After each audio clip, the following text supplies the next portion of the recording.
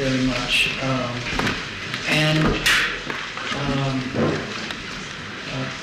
I've been, this is a return visit to me from Moscow. I was here when I was 20 years old as a student. And then I was here when I was 50 years old. Now I'm 72 years old. And so I'm going to talk about, in a way, what I've learned between the last visit and this visit. So, and this reflects things that I've been studying and taking up. And it's going to be about what I call city and things here, everyday infrastructure as threat and enabler. I've been influenced in this, between the last visit and this visit, by this kind of intellectual direction, which I've sort of added on to the other intellectual directions. And for those of you who have had any experience with these, I just signal to you that you can register some of what you're going to hear as responding to Bruno Latour, who asked, where are the missing masses? And this was his really provocation and tease against his Marxist French colleagues, because by the missing masses, Latour means the physical world, that is the objects, artifacts, non-human made primarily, although expanded into nature later on. Where are the missing masses?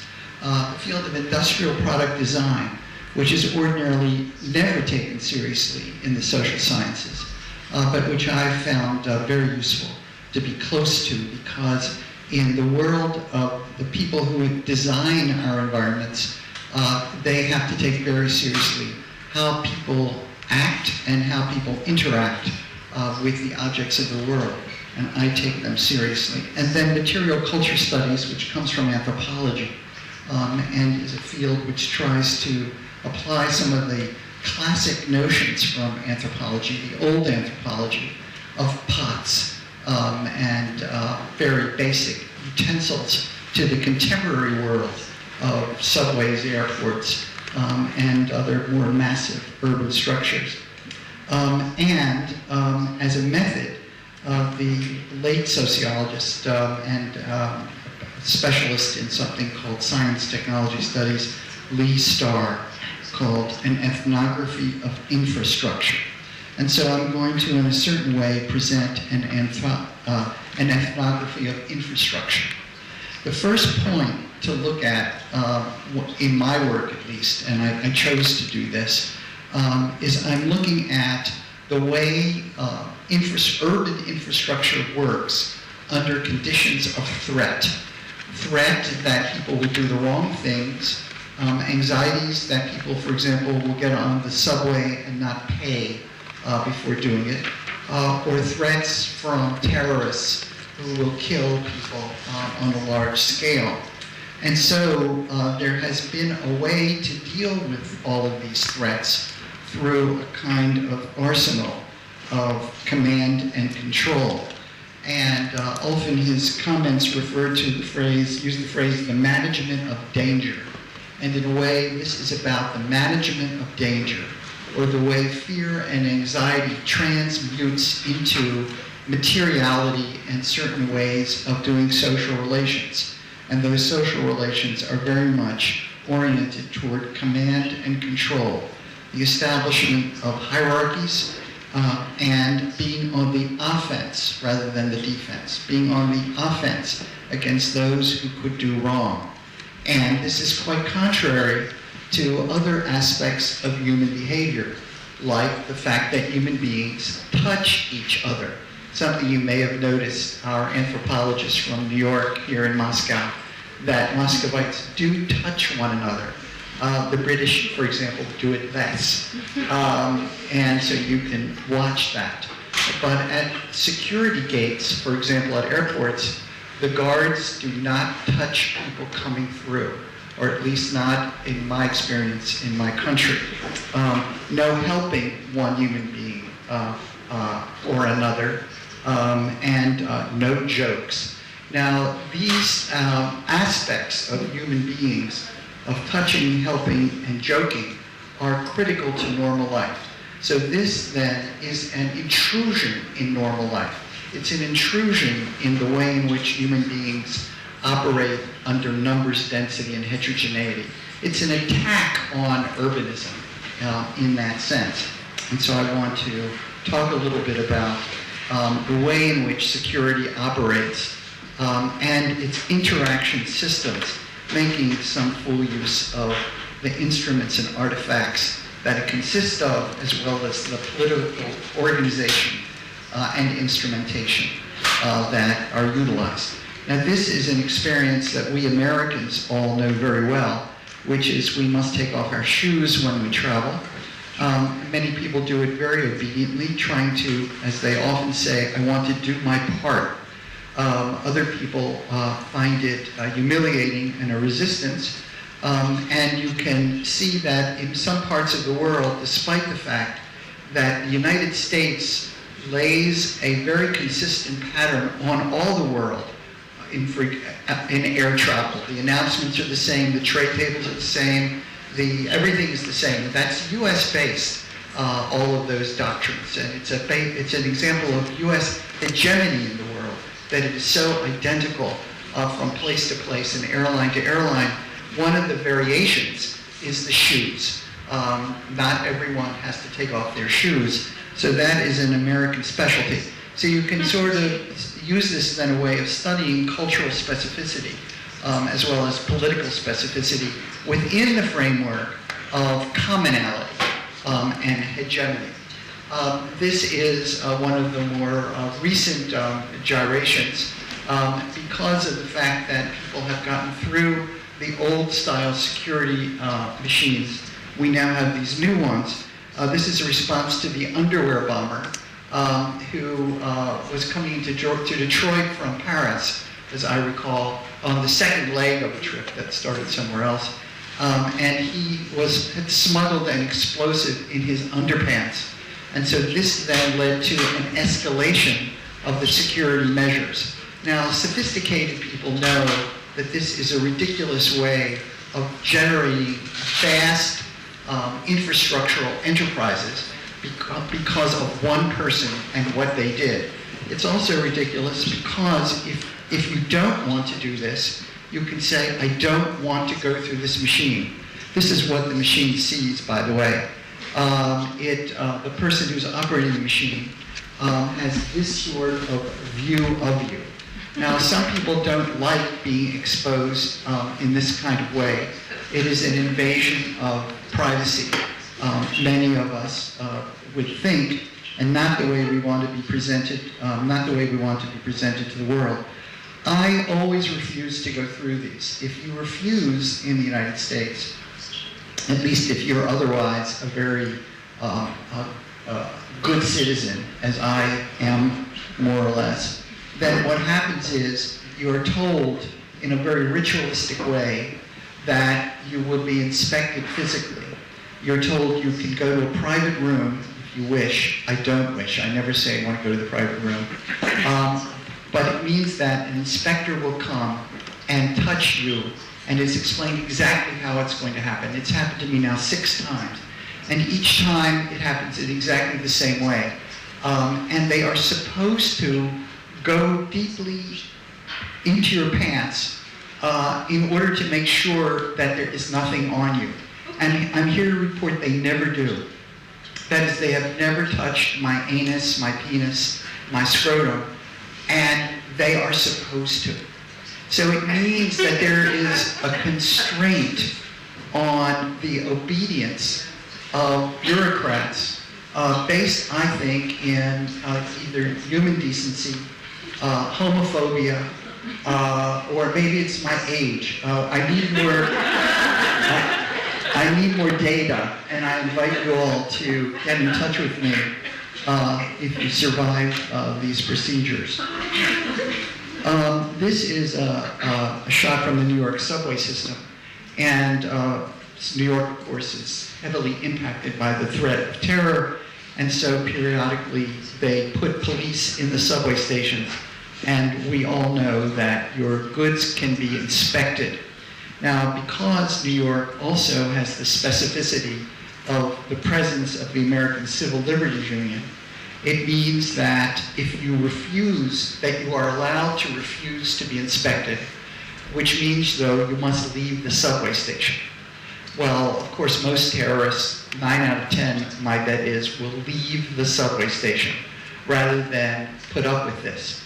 The existence of these kinds of measures imply that there's something like security theater going on rather than anything like real security, as is evident by my example of the fact that the way the inspections are done on my body, and really on anybody's body, because drug mules, people who bring drugs from other countries, have developed much more sophisticated ways than simply attaching a pouch inside their underwear. You can put stuff inside your body, especially if you're oriented toward suicide explosions, which is what the imaginary of all of this is all about. So anyway, that's one of the features of the subway system. Now, one of the things that, this is a site from the airports, and I've talked to people who are very high officials, former high officials, which is, by the way, methodologically the way to study the elite, is you study those who are no longer in it, but once were. They're better informants. And in talking to, I've had 2 of the top 3 people at the Transportation Security Agency, which is the ones who, those are the people who manage airport security in the United States.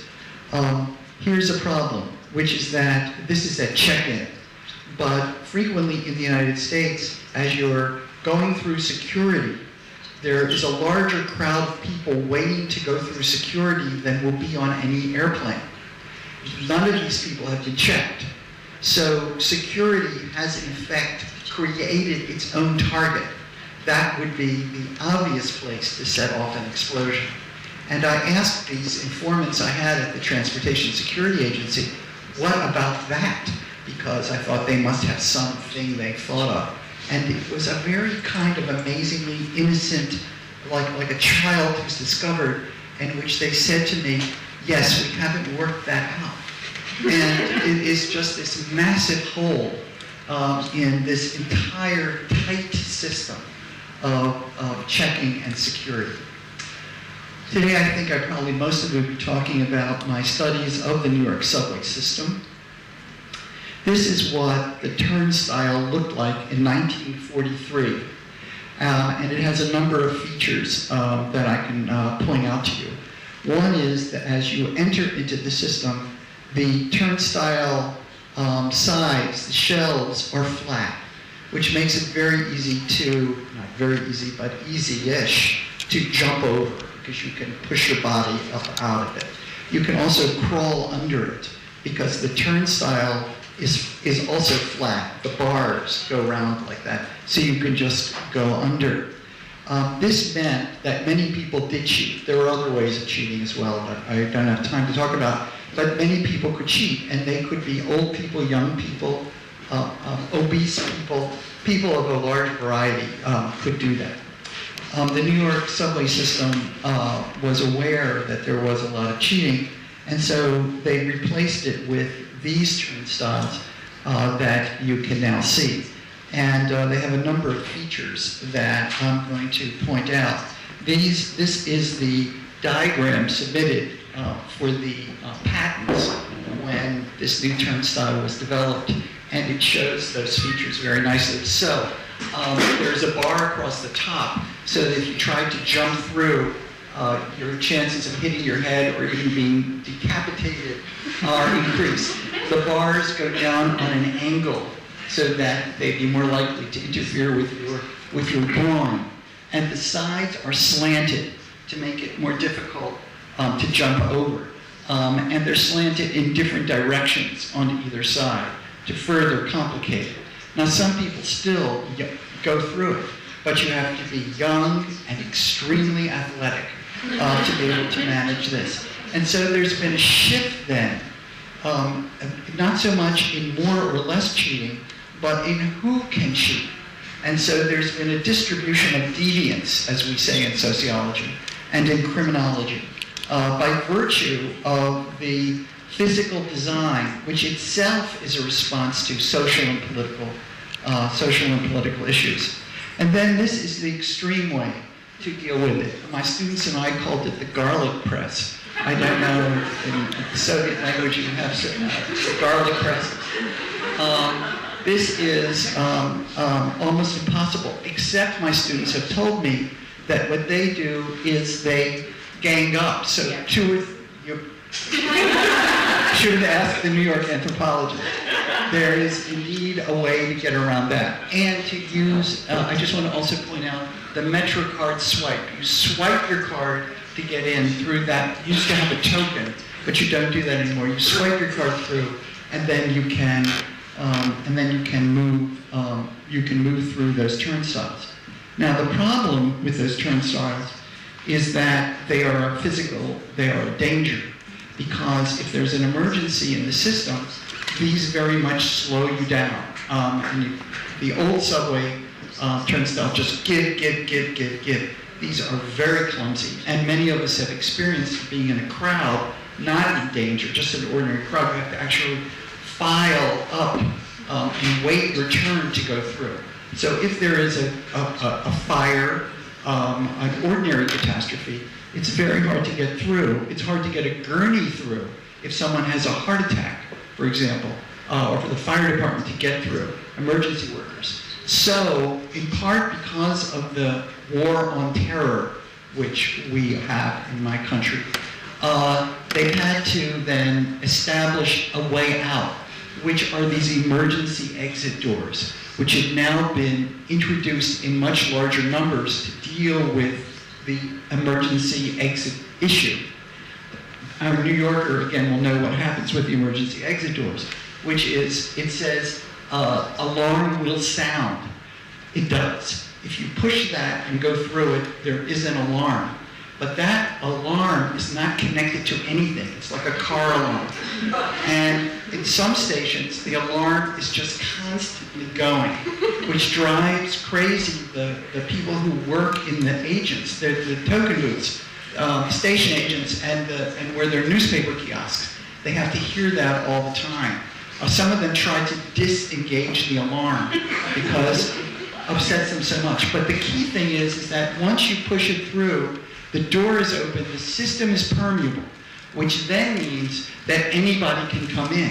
And young people come in groups, and the groups send one person through who pays, holds the door open, and everyone else comes. So now we've come full circle, and the system is permeable. The New York system is used for many, many purposes by many people, and it distributes difficulties. I've talked about it distributing deviance in the ways I described. Here it distributes an affordance of moving a piece of furniture from one place to another, as someone has discovered when they got out at their station stop. All people are not the same. Some people are pushing prams, some people are pushing wheelchairs, and some people are on crutches, some people are carrying boxes. In New York, some people are caterers and they're carrying trays of food.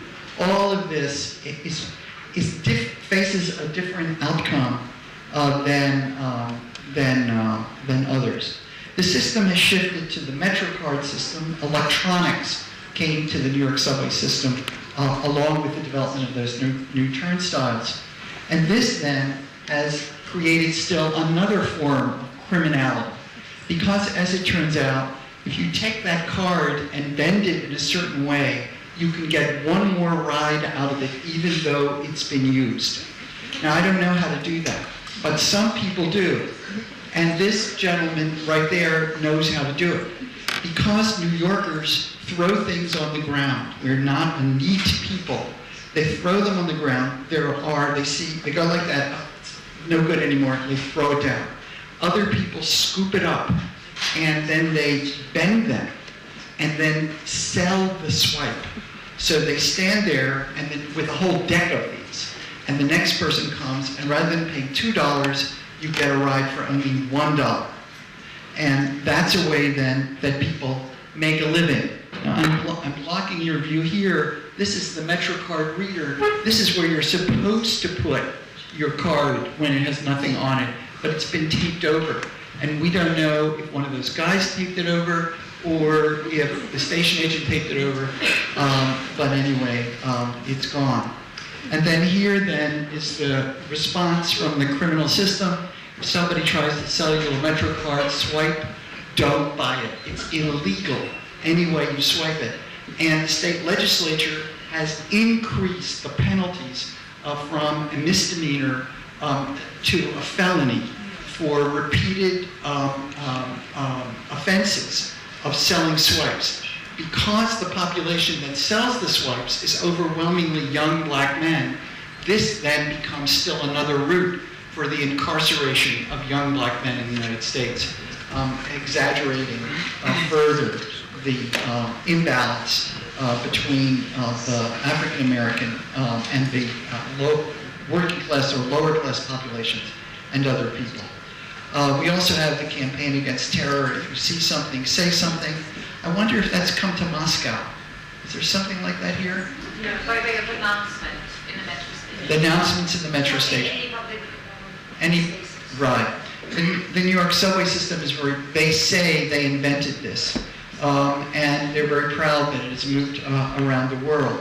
And then here is the celebratory comment, good call, announcing that so many people did that, and isn't that wonderful? And here's a bus that says last year, and it says 1,944 New Yorkers saw something and said something. Now, I just want to tell you, your laughter tells me you don't need a sociologist to tell you where this number came from, because we know it came from the air. It is an absolute made-up number by the advertising agency that put the campaign together. Because, in fact, there are people telling things about other people, but they're primarily settling scores and grudges. They have not arrested, they have not accused a single person of terrorism in the almost 10 years of running this program of if you see something, say something. And of course, the whole thing is preposterous because in New York, there are so many things to say something about all the time. And well, if they did, or if every time they did say something, the authorities took the right action that they're supposed to, there would be no New York subway system. The entire thing would come to a halt. And keeping the system going is the primary goal of the people who work in it. Keeping it going, and keeping it going safely.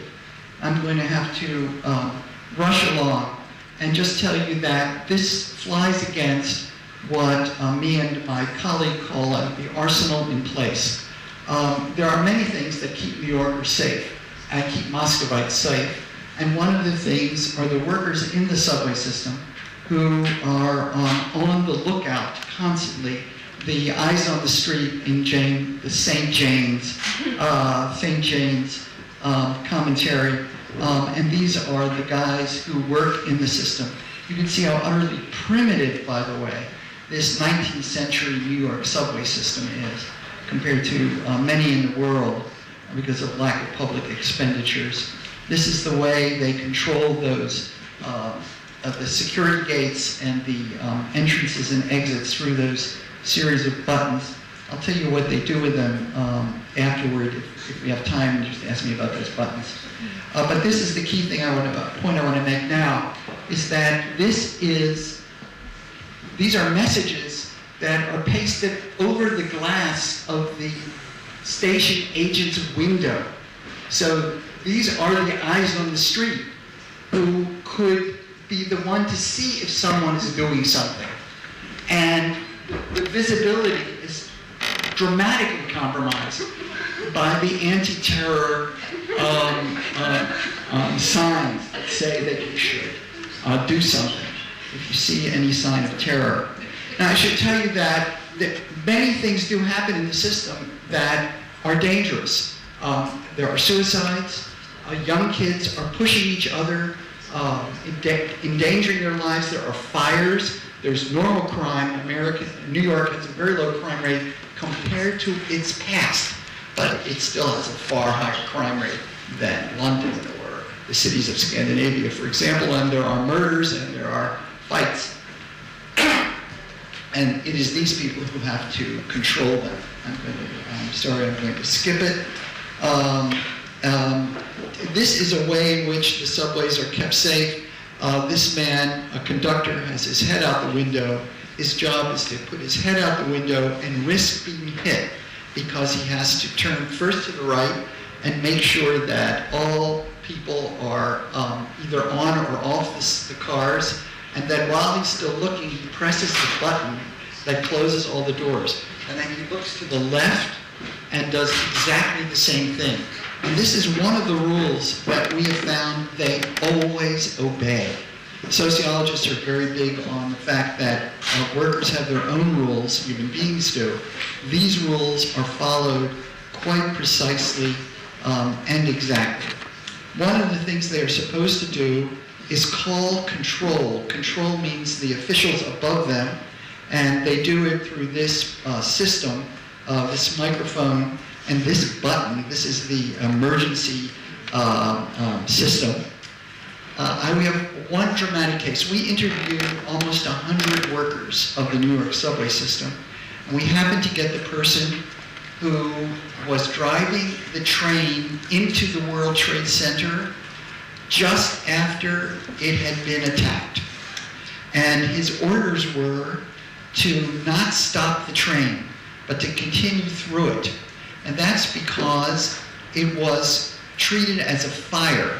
And when there's a fire, that's what you're supposed to do, because you don't want to stop the car, open the doors, and have smoke come in. So you just bypass it. And this train driver, when he came into the station, saw a large crowd of people waiting to get on the train. And this is at about 9 in the morning, and no one's waiting on that platform to get on the train. Only people going to work are there, and they're going off the train. So he knew something was wrong. And he says that he had been said through his orders, but they said continue in service, but bypass Cortlandt Street, World Trade Center. That's the same stop. They said all trains northbound, southbound, bypass Cortlandt Street. They're in the office, but he's saying they're in the office somewhere in Brooklyn, J Street, that's where their office is. They can't see what's actually happening, so they just run their playbook. They were running it as a smoke condition. And then he says, because I was disobeying orders. My orders was to bypass the station. I made a judgment call. I made a judgment call based on experience, basically. And this for us is a critical thing, which is that human beings understand security. And the security of the city depends overwhelmingly on ordinary human beings. In this case, it's a worker in the system, but we have many, many examples of ordinary people who use passengers using the system and what they do. How then should there be a security system for the New York subway system? We're approaching this as consultants, even though we were not consultants, and indeed they had no interest, by the way, in what we had to say. But here's one of the things we had to say. If you want to increase security at the subway system, you should improve the ventilation in the stations. Because no matter what the cause of the crisis, whether it's a fire or whether it's sarin gas, as was used in the subways, a fatal gas in Tokyo, or an explosion, the better the ventilation, the more people will survive. The key phenomenon, I'm going to talk about it in a minute if there's time, of the attack on the World Trade Center is not that 3,000 people died, but that 17,000 people lived. And that is about resilience, and that's where you can do things that make sense in the urban environment. So if you increase ventilation, you will save lives.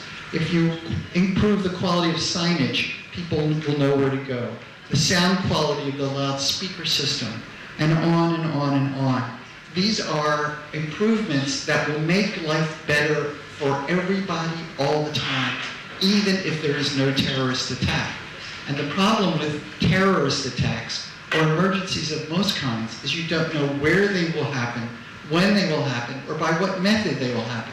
So you really should concentrate on doing things that will be effective no matter what, and that in fact will result in what we're calling the default to decency. If you are in an ambiguous situation, which this absolutely and utterly is, you might as well do something that will just be nice, and that will better lives no matter what. I'm going to whiz you through other environments that I have paid some attention to. And one of them is the public restroom. This is a men's room in New Zealand. I present it because it is doing something radical. And that is, it is introducing humor into a situation which is otherwise intense with anxiety. In the case of men's rooms, with homophobia and other anxieties, which this is having a good, nice joke about. This is a standard American public restroom. It's amazing how standard it is. And I want to point out a number of features. The stalls have a large space underneath. This is much less common in Europe, and a large space above. This means there can be privacy, and you again hit a wall on privacy. People will not do these things in public. So they demand all citizens must have this privacy. But in the United States version, you can see in. And you can see in by looking from above or from looking below, or these seams, which are just amazing. There's about an inch of space between the partition walls and the walls, so that if you want to see in or want to see out, you can do that. And these have become very complex in their social implications. But it is a system of surveillance which has been worked out in a very culturally specific way. This is the US context of the way to take care of that series of problems. This is a scene from Mumbai, and I use it to talk about the gender problem, which is that if you give equal amount of square feet to men and women, women will have long lines and men won't. And this is a deprivation of life opportunities in all sorts of ways. In third world countries especially, it is a source of causing women not to participate in the workforce, not to participate in school, and to suffer humiliations, and also to have very high rates of infection. So the fact that we can't much talk about these things has very important consequences. How am I doing on time? I'm worried about only a few minutes. Okay. In the U.S., one of the things that is a great anxiety is about men having sex with each other in the men's rooms. And every once in a while, you capture a Republican. And that's what happened in this case. This was a right-wing, anti-gay Republican who was picked up in the Minnesota airport by the cop who was next to him. And you see, this system, again, is very intriguing. I talked about it as a system of surveillance, but it's also a system in which homosexual men can signal with their feet that they have an interest in the man next to them. And there's a mutual complicated system, which has been nicely documented, by the way, by sociologists, of how that system works. And that those artifacts make it work. So again, you have this irony that the system to prevent the deviance actually facilitates that deviance, including allows this man to be ensnared in the system. I've always thought it's an interesting police job to be sitting in the men's room, learning how to do this choreography so that you can then make your pinch. This is the solution in Britain, overwhelmingly, and in the United States, has been to close the restrooms altogether. I have a feminist friend who says, why do they have to close the women's rooms? We don't have sex with each other. Well, all of a sudden we get equality. This is another thing they've done in Britain, which is to install ultraviolet lights to make it almost impossible to see your veins. This is to stop drug use. What this had meant is that drug users either do it somewhere else, or what they do is they do it in their neck because you can feel your vein in your neck. And so it's a more hazardous way of taking the drug. The alternative from a design standpoint, this is the way product designers would work, is you figure out what can you do to help people do what they do. And so since this is where intravenous drug users go, why not install a machine that would give you clean needles there?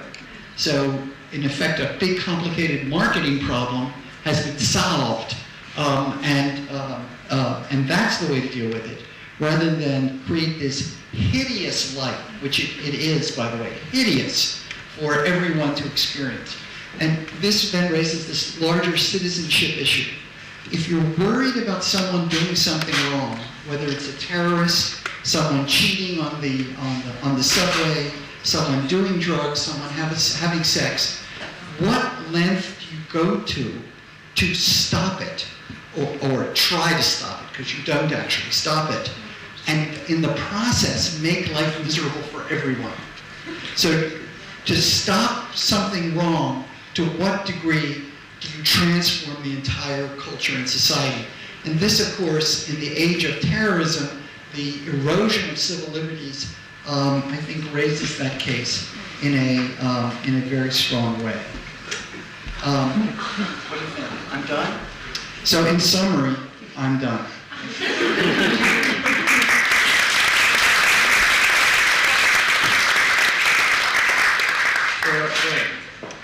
So, any questions? But you intrigued us with this concept at the very beginning of your talk, and you said that you have more time. You'll tell us something about the buttons. You showed it. Yeah, the buttons on the subway. Oh, the buttons on the subway, yeah. So one of the things they can do with the buttons on the subway, I told you, is regulate the turnstiles and give someone the right, they can just go through without swiping their card. What, among other things, what they do is they, when children get out of school, there are 200 or 300, could be that many, of rambunctious, let's say, 12-year-olds or 14-year-olds down there at once, pushing, and they are very energetic. What they do, the workers, is they use those buttons to open it permanently. They just keep going like that and like that and like that. And the children don't know that it doesn't matter if they swipe or not, because they don't want the system to get bottled up because of the danger involved. That's an example of the kind of innovations that they do all over the place, which is against the rules for them to do it. So some rules, you see sociologists that I know are in this big debate following Weber, rules are rules versus rules are not rules. There are the ethnomethodologists and so forth. Well, it's been wrong in my mind, because some rules are rules and some rules are not. And it's our job, I think, to figure out exactly which are, which aren't, and under what conditions.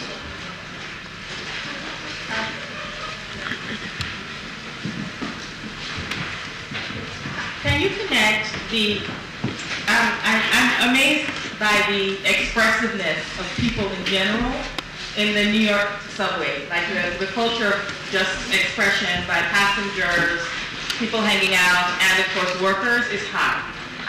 There is a general environment in which strangers talk to each other and in which people are constantly signaling non-verbally and in gesture to each other, like recognizing the presence of others all the time. I'm amazed by, maybe I just don't understand it in Moscow, but I'm amazed by how much less expressive people are. It's almost as though the lights... don't know Russian. Well, maybe. No, I mean in terms of gesture. I'm just talking in terms of gesture, and just in terms of the volume, the sound, and the differences of people passing through. For example, people are always breakdancing through the the subway, and people are very Not me. famous. Not you. So I'm wondering, can you connect something in terms of New York? Can you connect something about the general expressiveness and communications with the workers' willingness to change rules or to make? I mean, is there? Do you think that there might be a cultural, like that there's a general culture and people modify things? I think that's a great question, and it's a great question because I don't know the answer to it.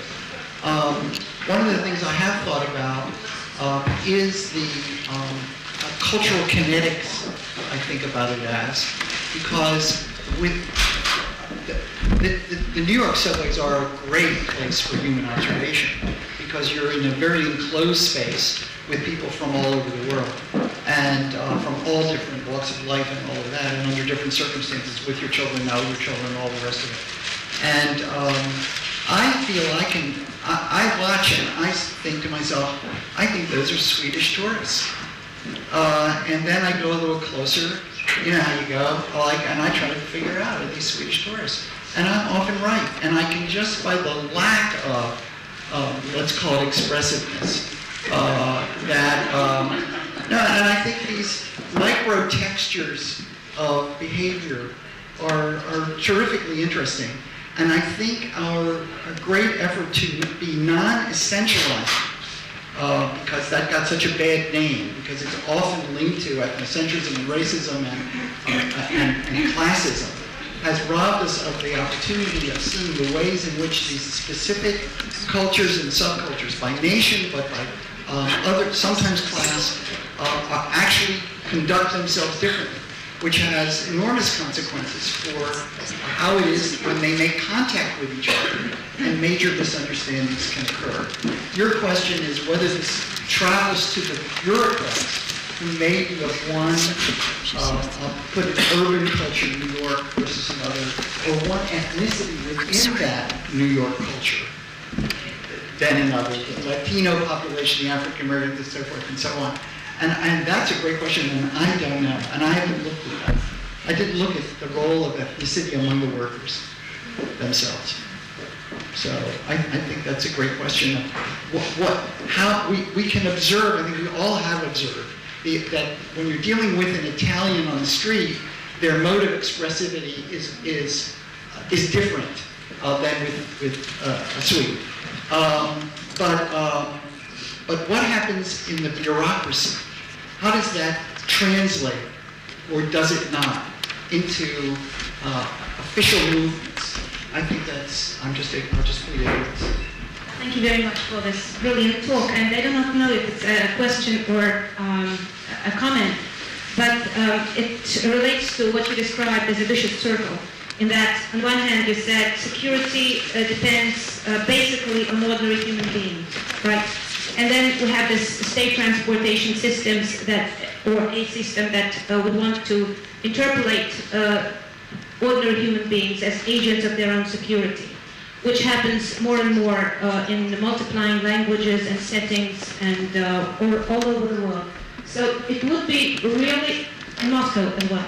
So it would be really interesting to know if these messages tend to be carbon copies of each other or some kind of imagined best practice, or there's place for local inventiveness and humanization of those calls that are needed probably, except you wouldn't want to be identified as a xenophobic moron that tends to happen. That last part, identifying. I mean, the result of such messages as say something when you see something, or as in Moscow Metro, once you observe something suspicious, go report. It really identifies a person as a xenophobic whatever. Yes, or as some of you may know, the work of the sociologist Harold Garfinkel, a judgmental dope. That was his phrase. That was his phrase for it. So again, I sort of gave myself away by citing Garfinkel and ethnomethodology, where they would argue that these are universal features, that there are always the formal rules, and then there are the actual plays that people are making. And the formal rules indeed vary by country to country, organization to organization, but then the mechanisms, the tools of response are universal across all cultures. And in terms of the discussion that we just had was my, in a way, pleading ignorance to exactly how these official rules translate into ad hoc, saving the day procedures in real life. I thought I had the slide, but I don't have it. One of the things that I've been studying is the World Trade Center rebuilding process. And one of the parts of that is investigating what actually went on in the building as it was collapsing. And one of the things that we've learned is that people were not in panic, but in fact were helping each other. That what saved those 17,000 lives was primarily the stairs. The most ordinary, mundane instrument, the stairs. And so, again, rather than invading Iraq and that great mayhem, putting in better stairs is a way to make Americans more secure. It's just to get into that level of the mundane and the ordinary, that's the trick. You almost answered the question, to be honest. I was just fascinated by your description of the New York subway, and I just came back from Paris. Have you been at the subway in Paris? I mean, it's quite fascinating, exactly in the center, when you actually have very, for instance, complicated interchanges between different lines. And then you have these gates, which completely kind of, the one you showed, which close completely the entrance. And then the all sort of symbols or people who represent this authority, they completely removed from this space.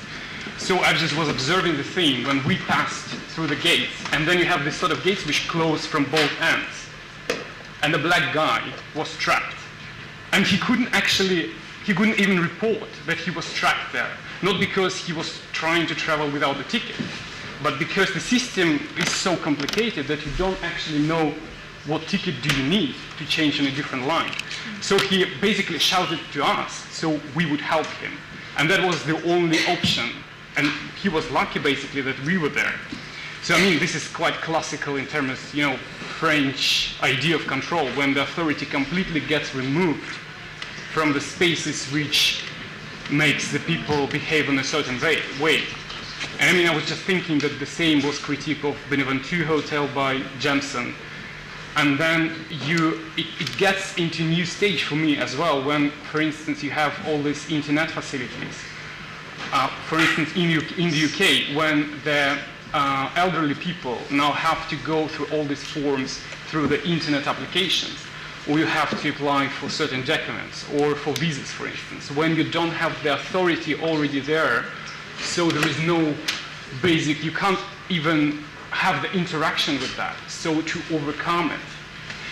And my question was basically, how do you think it will, maybe if you extrapolate this thought in the future, how does it refer to self-organization, to sort of our responsibility and our own kind of ability to self-govern in a way? Because to me, and especially in this country, I think it's a big question, like, it's a big theme, let's say, the country was under discipline and under control for such a long time. And for me, this is actually also interesting in an anthropological way, like how the people behave now, how this pervasive and overexpanding theme of control influences the ability to be self-governed, the ability to be yourself, basically, to create your own space, in a way. Yeah, so in a way it also relates to the last prior comment before it, which is that these systems that I've described, and the one you described with the Paris subway, do not base themselves on the idea that people actually help each other. That, for example, all of the attacks on airplanes in the United States, all of the ones that have been stopped have been stopped by other passengers or by flight attendants, not by this vast security apparatus. And so the systems are not based on the idea that in fact people help each other. So there are just so many examples of the way in which the mechanization traps. And I'm not a Luddite. I'm not against all mechanization, all automatic everything. The public restrooms are automated heavily now. The automatic flushers. It's based on the idea that one person of a certain body is doing a certain thing. Not that you have a small child, for example, and so therefore you need 2 flushes. Or you're sick and you need 3 flushes. Or that you need a place to take your insulin and you need to inject your drugs not because you're a drug abuser, but because you have a health problem. So this standardization of the human being and the standardization of the mechanization are linked to each other. But human life is not standardized. And that's the wonderfulness about ethnography, is that you see all of these variations and life. So at least there should be an anthropologist present, to give testimony, to allow people to help each other. I'll just mention that another thing that happened at the World Trade Center is that it's amazing how many people helped other people down the stairs. 50 stories, people in wheelchairs. People were taking turns in teams, carrying other people in their wheelchairs down the stairs. Now, in emergency preparedness, no mention is made of such a possibility. But it is what goes on, and it should be built in by the officials as, in a way, a leader. But they don't. But they only partially follow it. As you could see, rather than some of the ways the Israelis go about it. One of the interesting things about airport security is that in the United States, there is no presence of industrial or product design. So that's another thing you could learn by looking at the security system. It's to be very revealing. It's not capitalism that you're seeing, it's the state. And one of the consequences is that rather than Steve Jobs and the industrial design company he used, IDEO at the beginning, to design something, you see nobody designed it. And the Transportation Security Agency hired that same company, IDEO, to redesign security, but it was never implemented. And that's why the trays that you put your stuff in came from kitchen supply houses for restaurants, all of that stuff. So here you have one of the largest industries in the world of artifacts, and there has not been industrial design put on the individual items or on the sequence of items. And I think that's due to the American orientation toward militarism in the narrow sense. The Israeli sense of militarism is actually a broader sense, the American sense. And so it allows us to pinpoint further the operations of a particular political system, which has been then exported to the world because of, and there's some details about that, of what you have to do to meet the requirements to land a plane in the United States. You must conform to a vast number of victims out of the Federal Aviation Agency, and now the Department of Homeland Security. If you're still able to answer questions, I have one. Okay.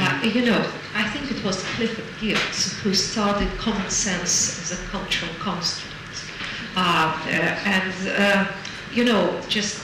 Is it possible? And you showed that sometimes, that's majority of cases, the simple common sense helps people to survive, and react to the extreme situations. how do you see, is it possible to implement common sense in bureaucratic strategies, or how to deal with this? Because all these absurdities you can see in any city. In Moscow we have plenty of examples probably. During coffee breaks we will tell quite a lot of exotic cases about security a la Rus, something of that kind. But how we can deal with this gap between common sense and bureaucratic absurdity? So that's another good question. One of the things is to try to see these systems for what they are. That is, that they derive from, in the examples I gave, a system of political ideology, and one which imposes silence. So I use the bathrooms as a start point, and some of that carries over. The silencing of human elimination as a social problem disadvantages women. It endangers people in third world countries exposed to lack of sanitation. The President of the United States cannot make a speech about sanitation in sub-Saharan Africa without being ridiculed. And so those silences have enormous consequences. And in this case, when I go through the airport, I call it my moment of fascism. Because not only do I have to do absurd things, like take off your shoes, put your, in the United States again, your laptop separately from your this and that, and all of that. Take off your belt. Well, my belt's made of plastic. I don't care. Take it off. Or no, okay, that if you speak up against it, you will be delayed. And so I don't want to risk missing my plane. And therefore, I'm had. And so I think that is a moment of fascism, when you are being subjected to an arbitrary power and you cannot speak up against it.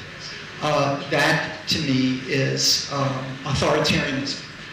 And so one thing to do is to, I guess as I've tried to do, is to lay out the way the process works, how arbitrary it is, how it's built up. For example, the issue of scissors. It's because in the US Congress, and Hillary Clinton was one of the people who made speeches against being allowed scissors. And so the Transportation Security Administration,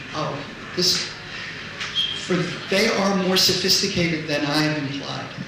They now have the attitude that having everyone checked for everything with all of these rules means that the guards are constantly busy. And so if there is a real danger, they are less able to notice it and to observe it. Scissors were added by the TSA in response to political pressure from Congress. And for them, they think this. They want to stop anyone from being able to bring down a plane, which means that if you could slit the throat of a flight attendant, is the price you have to pay. That is not what it should be organized about. And they know, by the way, that a Coke can, if it is taken apart, a Coca-Cola can, is a lethal instrument. And that's why they're not allowed in prisons. In prisons, they don't allow Coke cans. And people are constantly innovating with new lethal inventions. So all of it, again, is primitive that we do. So one thing is to point them out. The other, though, is in my response to the prior question, is to try to, as much as one can in the official doctrine, to acknowledge at least that people help each other, to save space for it, rather than making it as almost impossible for one human being to help one another, even though that is a massive part of any security system, including the one not called the security system, but in fact allows all of us to be reasonably secure, even if we don't have gardens and the other ways of living in a secure life.